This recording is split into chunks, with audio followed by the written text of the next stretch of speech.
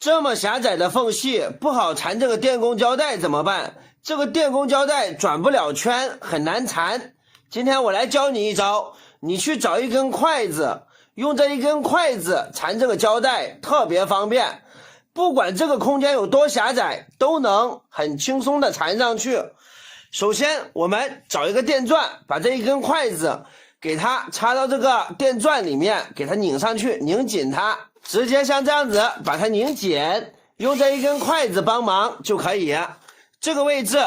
先给它把这个胶带缠在这个电钻上面，你来看一下啊，直接像这样子给它缠绕，多给它缠几圈之后，这个位置直接给它剪掉，把这个筷子给它剪掉，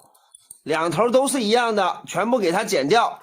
之后，用它来缠胶带。你缠的时候，胶带的这一根筷子给它缠的稍微少一点，你缠的胶布越多，这个地方就会越粗大，你缠少一点，它就会非常细。这个也是一样的，你看能够轻轻松松的在里面转圈，把这个胶布顺利的给它包上去。这样子包上去之后，它是非常均匀的，不存在一边薄一边厚的情况。像这样子直接在这里面旋转缠绕，像我的这一根筷子上面缠了很多胶布，它能够包很多的电线接头啊，在狭窄空间你都可以这样子来操作。这个方法非常的实用，你看是吧？分享给你。